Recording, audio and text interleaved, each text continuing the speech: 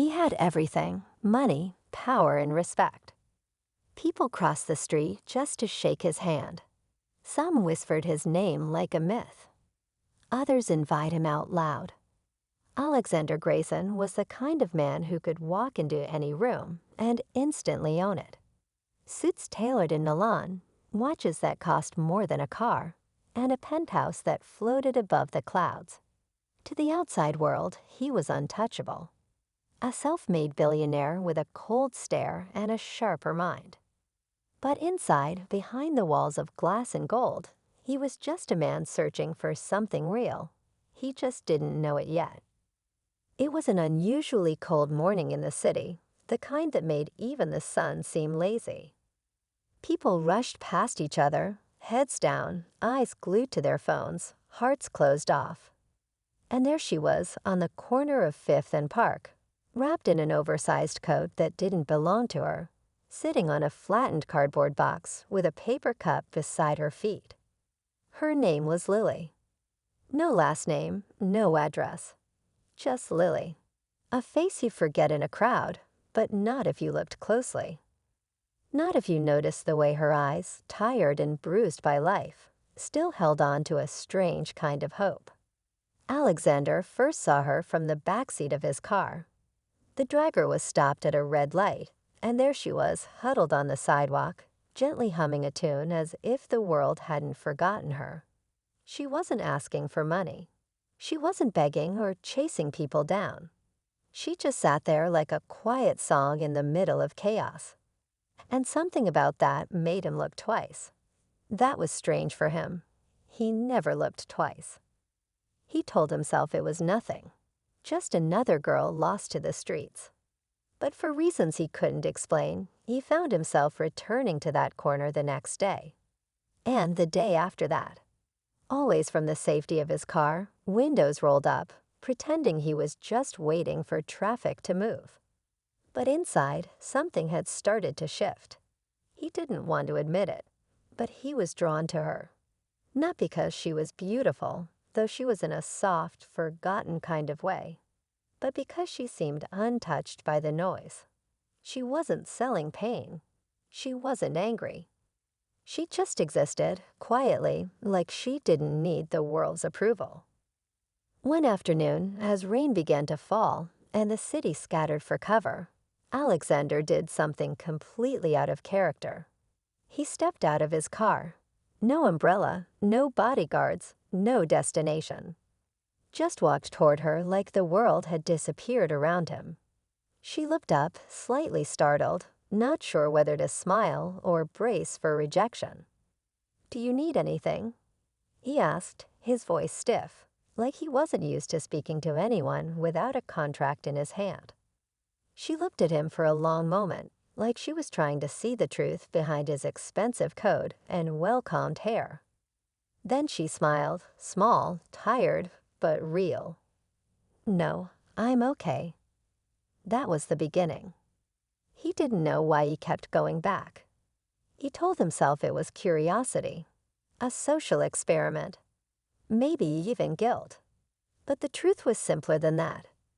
She made him feel something he hadn't felt in a long time, human. She didn't ask about his money. She didn't try to impress him or get anything from him. And he didn't have to pretend with her. They talked about music, books, childhood, memories. About nothing and everything. Sometimes she'd say things that made him laugh, really laugh, the kind that felt like it came from somewhere deep. Other times she'd go quiet, lost in her own thoughts, and he'd just sit there beside her, not needing to fill the silence. But not everyone was happy about their connection. His assistant started asking questions. His board members raised eyebrows. The media began to notice the strange sightings. Alexander Grayson, the billionaire, seen talking to a homeless girl in public. Rumors swirled. The story started leaking into the press. People assumed the worst. Was she scamming him? Was he having a breakdown? And yet, the more the world pushed back, the more he leaned in. Because the truth was, she had something money couldn't buy. a soul that wasn't for sale. But he didn't know her story. Not really. Not yet. Why was she on the streets? Where did she come from? What was she running from or to? He had no idea that the answers to those questions would change everything. That behind Lily's quiet smile and soft voice was a past that would shake his world to the core. She was not what she seemed. And what started as a moment of curiosity was about to become the most important choice of his life. But by the time he learned the truth, it might already be too late. The day everything changed started off quietly, like most of their meetings. A coffee from the cart across the street.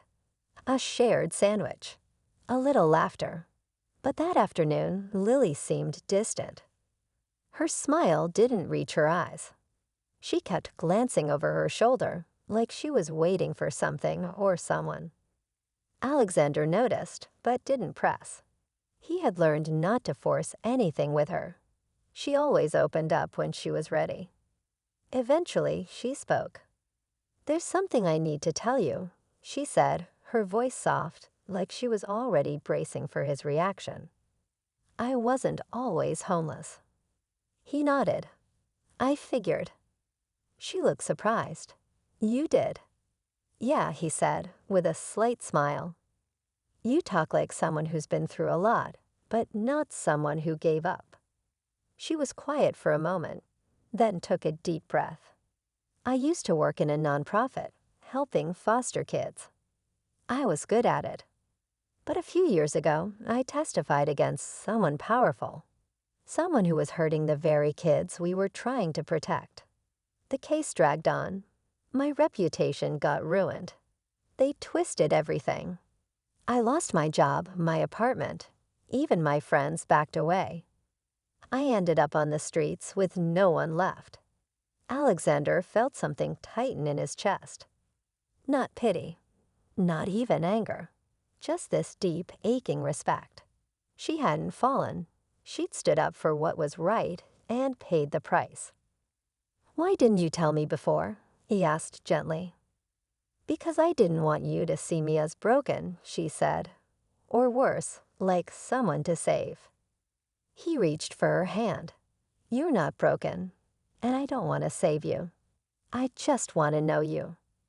But before she could respond, a black SUV pulled up across the street. Two men stepped out, scanning the sidewalk. Lily's entire body tensed.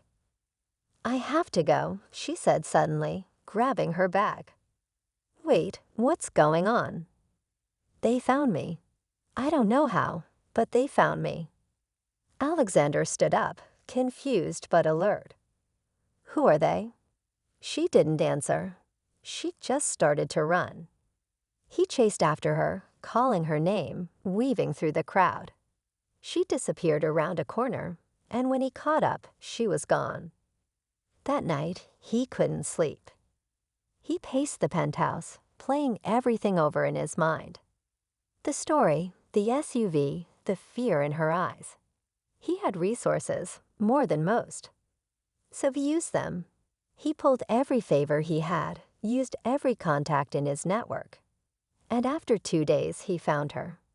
She was hiding in an old shelter on the edge of the city, surrounded by women and children who knew her not as Lily the homeless girl, but Lily the protector. She'd been quietly helping them behind the scenes, offering what little she had, guiding them, giving them hope. Even while running from her past, she was still building a future for others. He stood at the doorway, watching her laugh with a child who'd just drawn her a crayon picture. She looked so alive there, so full of purpose. He almost turned around. But then she saw him, and something shifted in her eyes. Not fear this time, but relief. They talked for hours. She told him everything, about the trial, the threats, the years spent looking over her shoulder. And he listened, really listened, not as a billionaire or a businessman, but as someone who finally understood what truly mattered. A few weeks later, he used his name, his power, his influence, not to fix her, but to clear her name. The truth finally came out. The real criminals were exposed. And Lily, for the first time in years, didn't have to hide anymore. But that wasn't the end. Together, they opened a foundation in the city, focused on helping people like her, those who had fallen through the cracks, not because they were weak, but because they were brave enough to stand up. Lily ran the heart of it. Alexander handled the business side. They were a team, not a savior and a survivor, but two people who found strength in each other. He never went back to being the same man. The suits, the money, the meetings, all still there. But he saw the world differently now. And every morning, before diving into his day, he walked down to that same street corner where he first saw her. Not because he had to, but because it reminded him of the day everything changed. Lily once said people don't need rescuing. They need someone who sees them, really sees them. And that's what they gave each other. In a city full of noise, they found something quiet and real. And in a world obsessed with status, their story proved that the most valuable thing you can offer someone is your heart.